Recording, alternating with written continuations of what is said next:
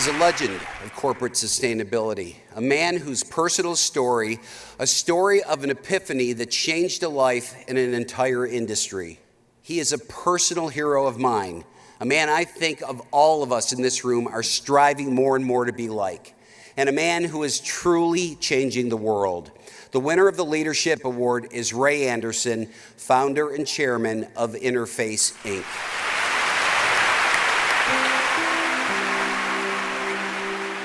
If you spend 2 seconds in his presence, you know that he's the real deal. This is a man who does not have a hidden agenda. So whether Ray is, across an auditorium from you, or whether he's standing right next to you, what you see is what you get.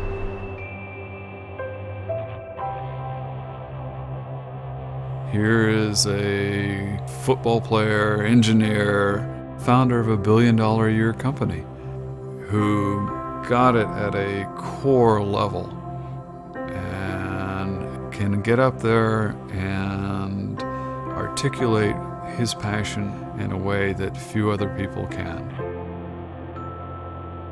Ray is an incredibly unique person. First, he is a ferocious businessman. The other part about Ray, though, is he is an incredibly humble person, and he's a listener, he's a learner. Spent a lot of time with Ray, and he is one of the most amazing human beings that I have come to know and obviously come to love. And it's how he can be so many amazing people at the same time. He's an industrial engineer, which means he's mathematical. But if you listen to his words, he's almost a poet.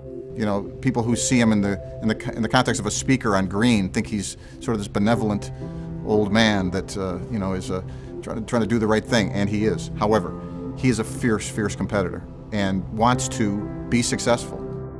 First of all, he's very intelligent, very intelligent. He's very humble when it comes to this company and what he's done, and people just want to follow Ray. I mean, he's a born leader.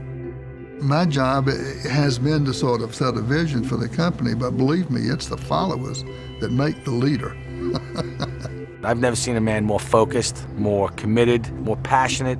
There's not many people like him out there. It didn't take 5 minutes in his presence to know that he was something special. Ray combines vision and warmth and humility and passion in a way that has an impact on everybody around him. Besides that, he is a remarkably supportive person. If you're with him, you don't feel like, I gotta compete with Ray and show that I'm even smarter and more visionary. You feel like, wow, this is a celebration of what we all want to achieve. It's a very special capacity. So, I just treasure the times when I'm with him. Ray Anderson is one of the most impressive people that I know.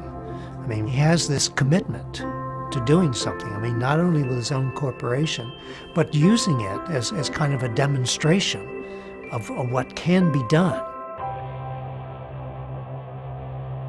Visionary gets thrown around a lot, and I think maybe there are some people that can see 2 or 3 years ahead. There's some people that can see 5 or 10 years ahead. Ray's had this knack of being able to see a generation or so ahead. He did it with carpet tile. Just starting a company to make carpet in squares where everyone made it in rolls. That may be a bigger challenge than sustainability, I think, because people, it just didn't make sense. It wasn't like he bought something and just set it up with the installation instructions. I mean, they just had a kit of parts, and he had to create something from scratch. It just doesn't happen that often.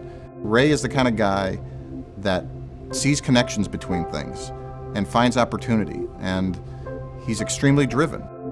God, it was frightening to take that big step into the dark, not knowing where your foot would come down. It takes a pioneer to open up the way. It's easier to follow a trail than blaze a trail, and that's what Ray has done. I mean, he's been sort of the beta tester for sustainability in industrial applications, and he's come back to the world to say, it's okay, it works really well. My company wouldn't have survived without it. He made it difficult for people to say, well, I can't do it in my business. He's not in an industry that you would think could lead relative to environmental progress. So if you can do it with carpet, you can do it with just about anything. Ray has made it safe for CEOs all around the world to look very closely at what he's done and use that business model in their own world. I cannot tell you how many people come up and talk about this great man. He's this iconic figure. I've seen Ray give speeches where 100 people have been in a room that have never heard of Interface. And after he's done speaking, people come up to me and say, "You work for the greatest company in the world." I mean, the impact and influence he's had is tremendous. And he has that great accent, and he could, charm an owl right out of a tree. He's done more than anybody else in this space in a shorter period of time. And the world's so big and so real time and instantaneous now that it'll take a lot longer for people to look back and see what a historic moment Ray Anderson was, but it'll happen. I think the Ray Andersons of this world will be seen as we see some of the great inventors of the past. I mean, people like Edison and so on. People that come up with a new way of looking at things, new ideas, they're going to be seen as the pioneers. I think Ray will be remembered as kind of the Galileo of green business, the heretic who showed a different way of looking at business and the environment and turned out to be right. There was a moment when one CEO stood up and said, "This isn't right, and we're going to change it." I have this mental image of a mountain to climb, a mountain that's taller than Everest.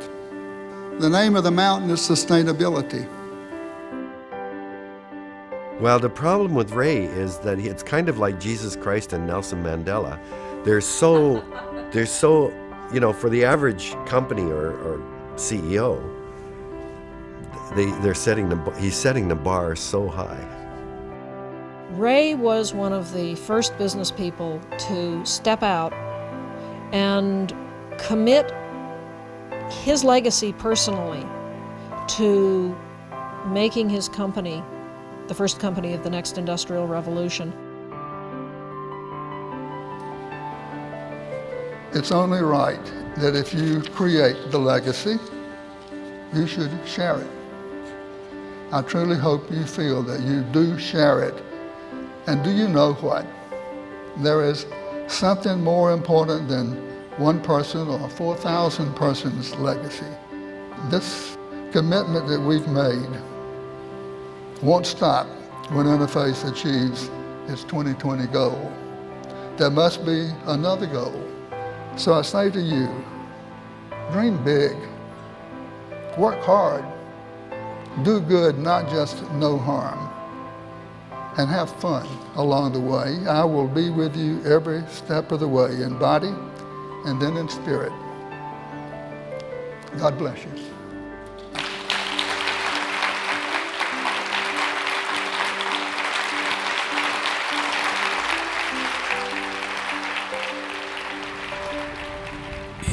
It's hard for me to think of what this would be like without Ray driving it. But the path is laid out, the success route is well defined, and now we just need to keep doing it. It's our legacy to accomplish Ray's vision. It's not just Ray's vision, it is 4,500 people's vision called Interface that wants to change the world. Ray's in our blood. I mean, he's in our DNA. What I believe he's forcing us to do is take this on ourselves so that we won't miss a beat. I think Ray Anderson's legacy is safe and secure and powerful. And I think the greatest thing is for us to continue to make progress on this. I mean, one of the things that we can continue to do to ensure his legacy is to perform. When I was a child, we learned a song in Sunday school. Brighten the corner where you are. Brighten the corner where you are. Someone far from harbor you may lead across the bar. Brighten the corner where you are.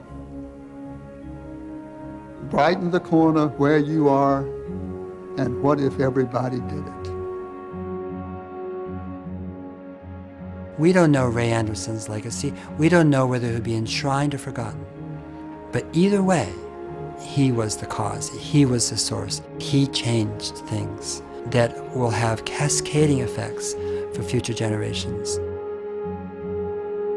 Tomorrow's Child speaks to me every day of my life with one simple but profound message, which I presume to share with my audience, that we are each and every one of us part of the web of life. The continuum of humanity, yeah, sure, but in an even larger sense, the web of life itself. And we have a choice to make during our brief, so brief visit to this living blue-green planet, to help it or to hurt it. It's your choice. Without a name and unseen face, and knowing not your time or place, tomorrow's child, though yet unborn, I met you first last Tuesday morn. A wise friend introduced us to, and through his sobering point of view, I saw a day that you would see, a day for you, but not for me. Knowing you has changed my thinking, for I never had an inkling that perhaps the things I do might someday somehow threaten you, tomorrow's child, my daughter, son. I'm afraid I've just begun to think of you and of your good, though always having known I should. Begin I will, to weigh the cost of what I squander, what is lost, if ever I forget that you will someday come and live here too.